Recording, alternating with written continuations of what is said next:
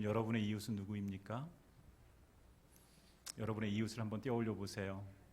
그 사람들이 여러분들의 이웃인데 오늘 어느 율법사가 예수님을 찾아옵니다. 그리고 질문을 합니다. 선한 의도에서 질문한 건 아니에요. 예수님을 시험하기 위해서 이제 25절에 보면 시험하기 위해서 한 율법사가 질문하는데 그 질문이 뭐냐면, 선생님, 내가 무엇을 하여야 영생을 얻을 수 있습니까? 이 질문하는 거예요.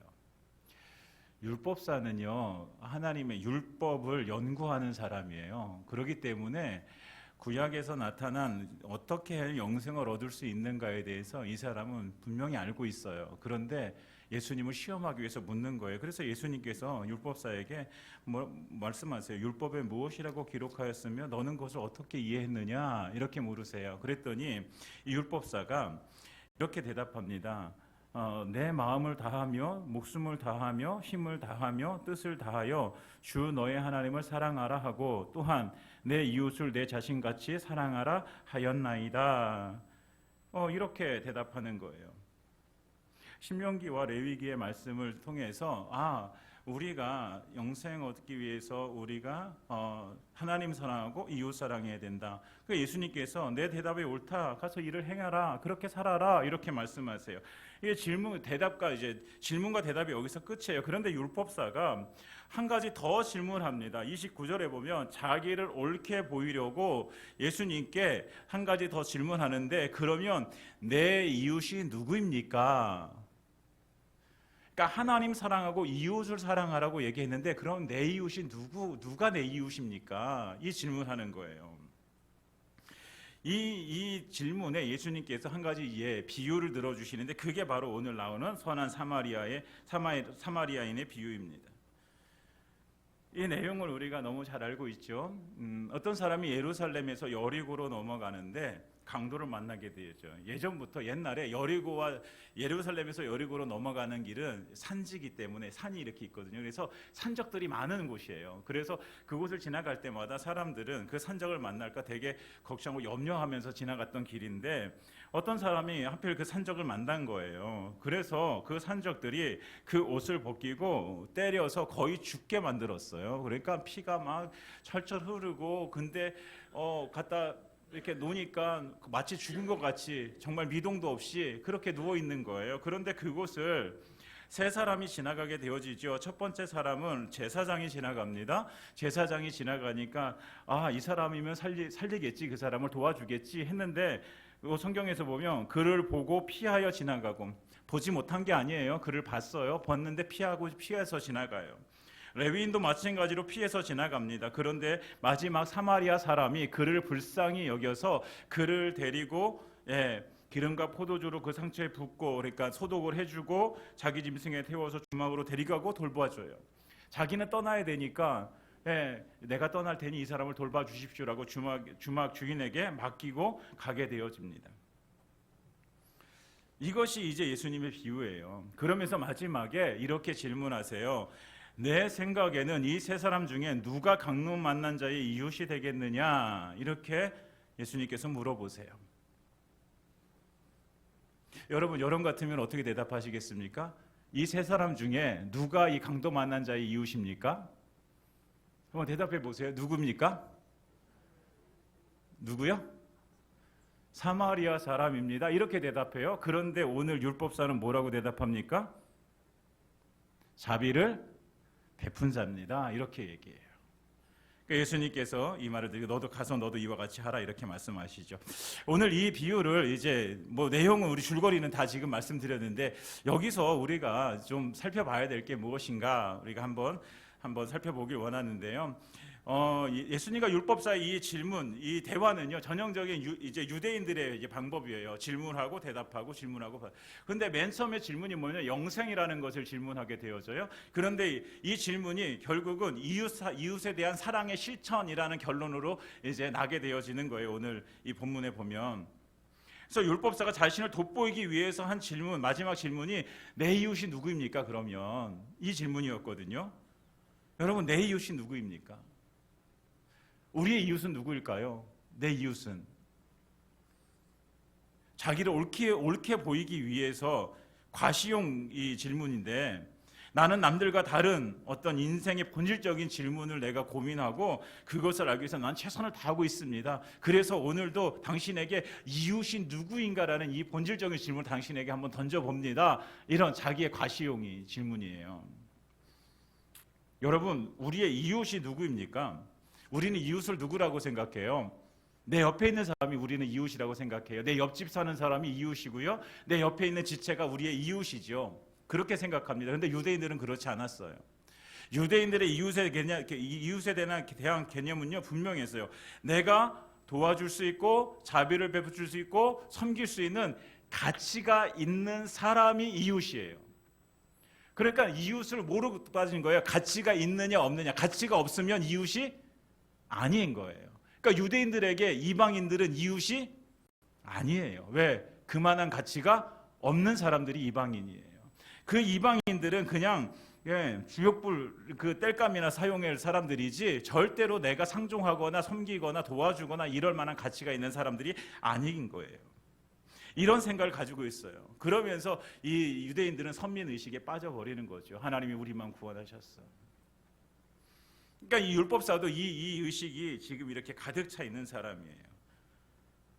그러면서 이 율법사가 이 생각을 가지고 그러면 내 이웃은 누구입니까? 이렇게 질문하는 거예요. 그러니까 이해가시죠? 그러니까 자기는 지금 이웃에 대한 분명한 개념이 가지고 있어요. 가치 있는 사람이 이웃이다. 그런데 예수님께 질문하는 거죠. 내 이웃이 누구입니까? 그러니까 예수님의 대답을 듣고 싶은 거예요. 그래서 오늘 예수님께서 이제 강도 맞는 사람의 비유를 들어주시는 거예요. 그 사람이 거의 죽게 되어졌어요. 피가 절절 흐르면서 옆에 쓰러져 있어요. 근데 거길 지나간 사람이 첫 번째 누구예요? 제사장이에요. 제사장. 그리고 두 번째 레위인이에요. 제사장과 레위인은 이제 사실 둘 다 비슷해요. 제사장은 누구예요? 제사장이 유대교의 핵심 세력이에요. 종교 지도자란 말이에요. 지금으로 말하면 목사쯤 되는 거예요. 레위인은 어떤 사람이에요? 제사장을 도와서 이제 성전을 관리했던 사람이 레위인이에요. 지금으로 하면 교회의 어떤 직분자들이 되어질 수 있겠지요.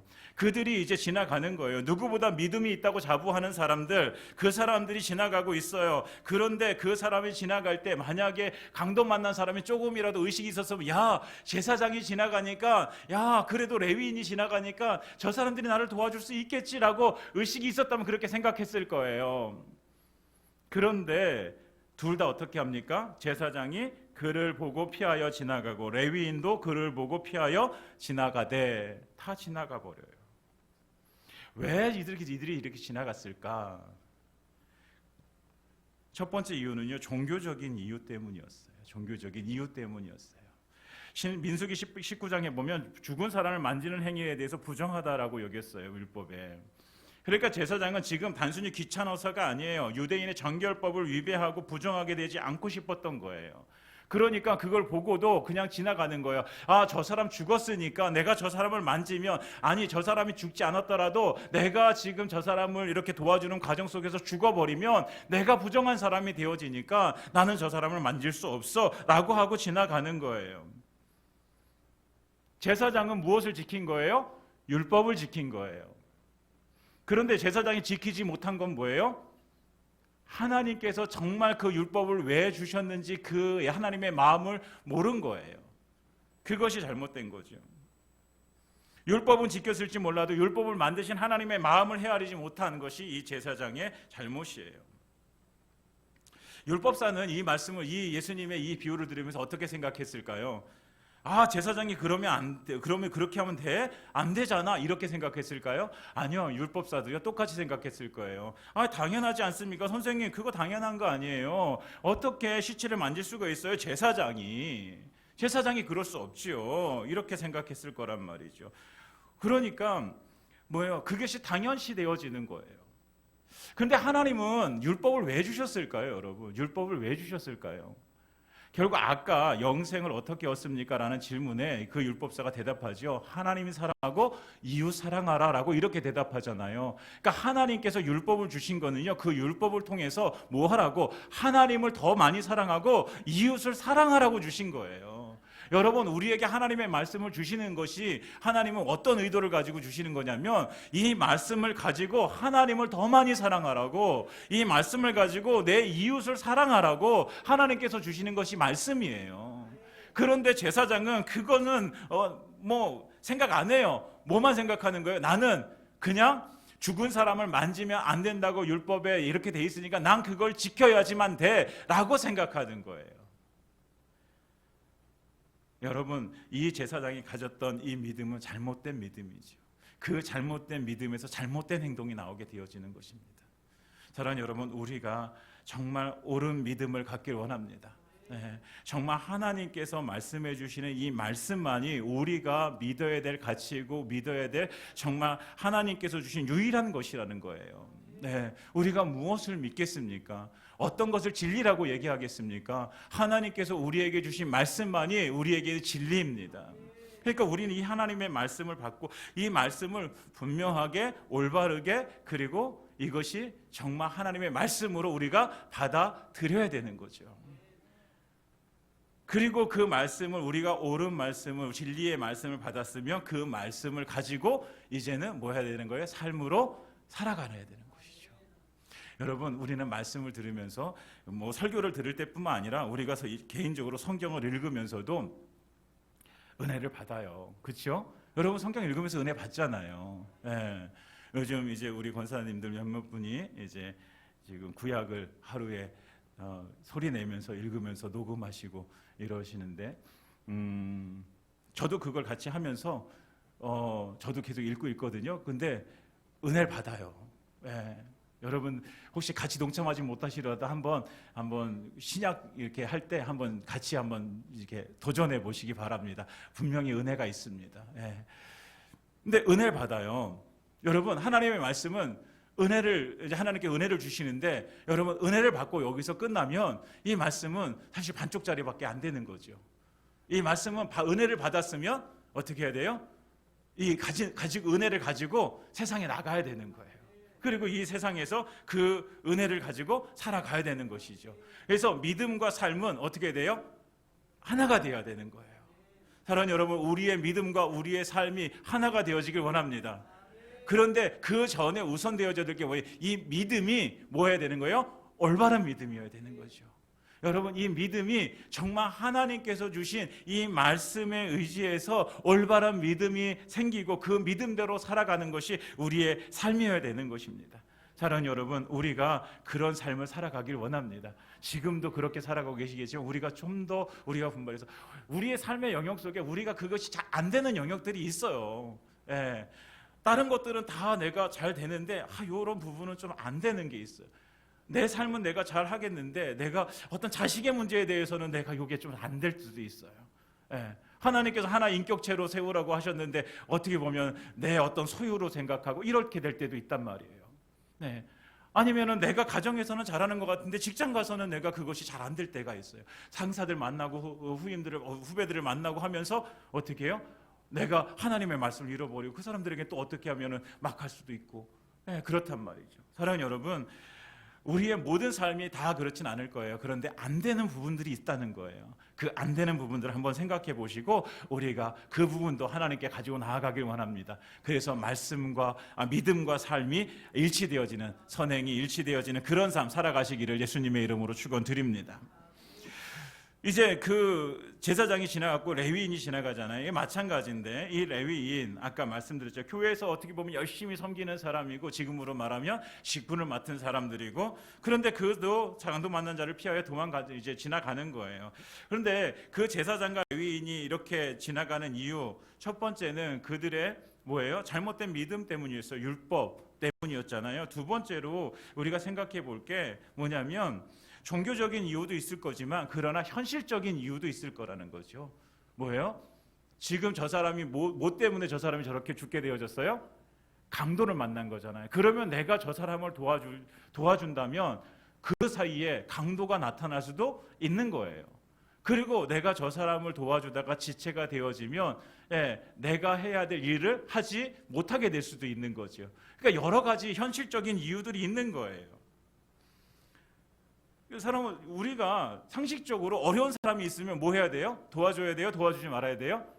상식적으로 도와줘야 되는 거예요.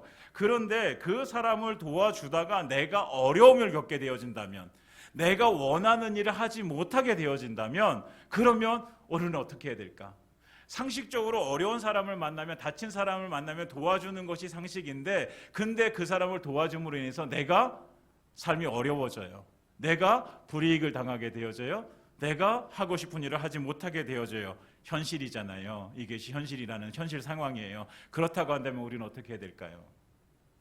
여러분, 고민이 될까요? 안 될까요? 우리 고민 안 되시는 것 같아요. 얼굴을 보면. 저는 이걸 생각하면서 고민이 된 것 같은 거예요. 제가. 왜냐하면 사람을 도와주는 건 너무나도 좋은 일인데, 근데 그걸로 인해서 내가 어려움을 겪게 되어진다면 그것이 선뜻 그것이 도와줄 수 있겠느냐? 지금 그냥 생각할 때는 그냥 도와줄 수 있을 것 같은데, 근데 막상 그 상황을 만나게 되어지면, 그냥 예를 들어서 내가 저 사람을 도와주면, 내가 지금 이 사람을 도와주지 않고 가면 내가 한 10억쯤 벌게 되어 있어요. 근데 그 사람을 도와주면 내가 이 10억을 못 벌어. 그럼 어떻게 하겠습니까?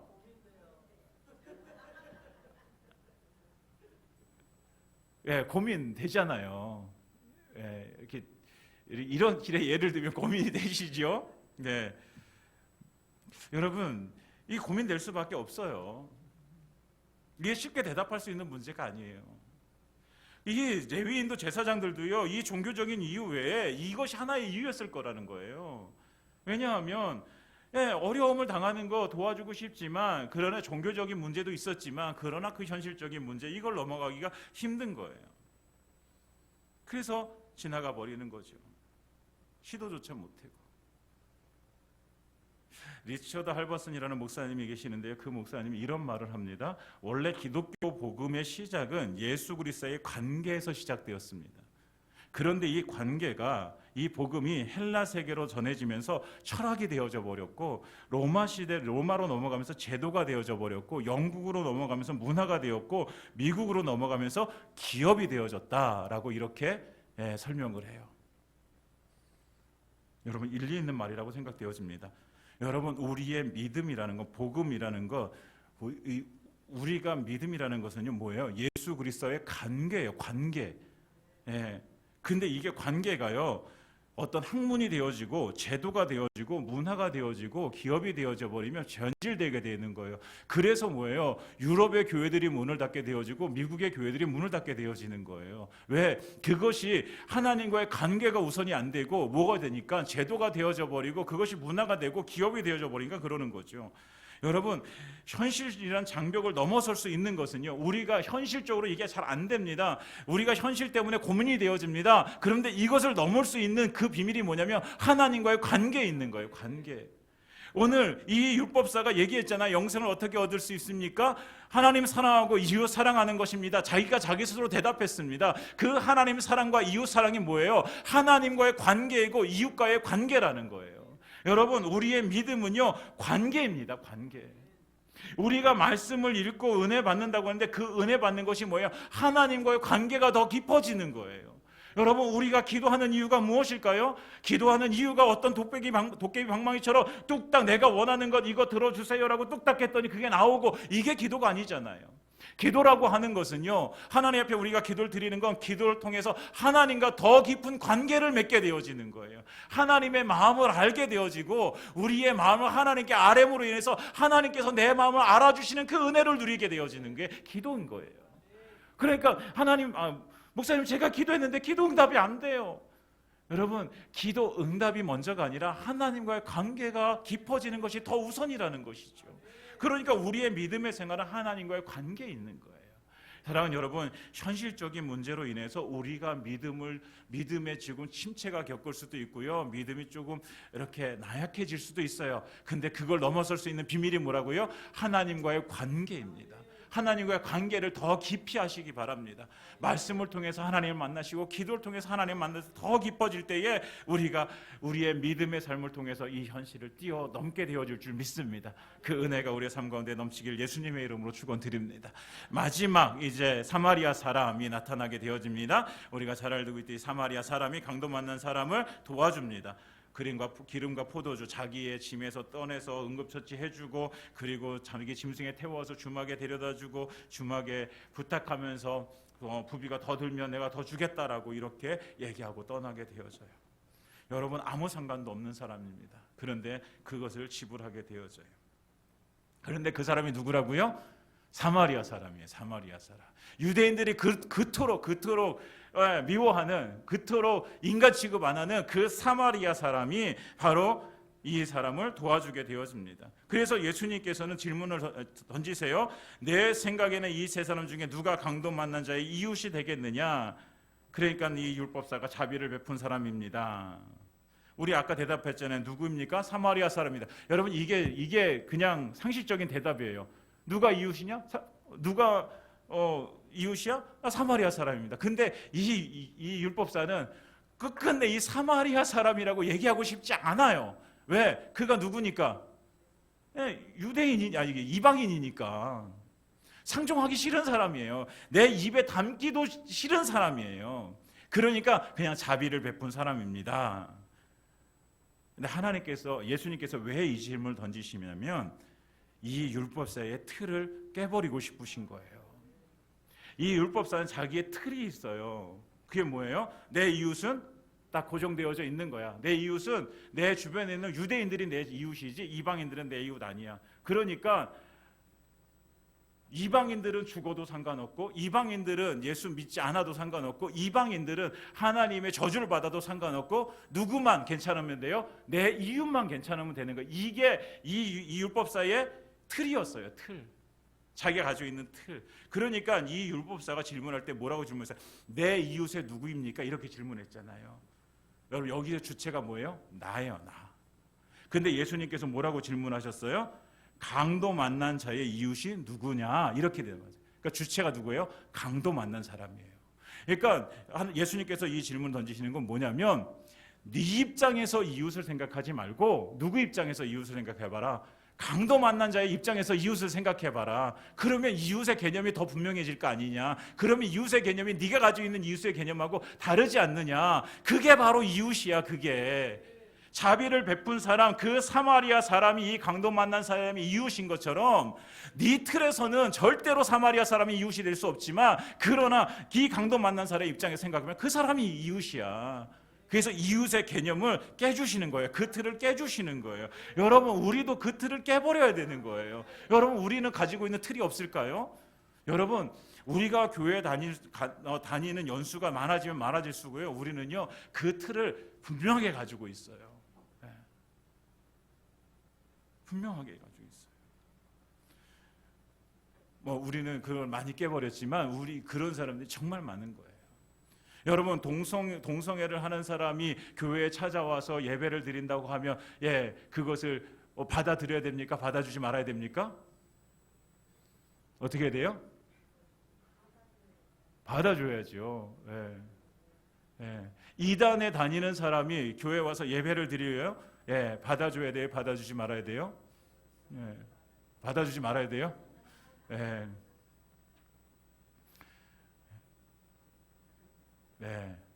그건 잘 검증을 해봐야 돼요. 여러분, 예배를 드리려고 하는데요, 술에 잔뜩 취해가지고 예배당 문을 들고 이렇게 열고 들어와요. 그 사람을 예배 드리게 해야 됩니까? 말아야 됩니까?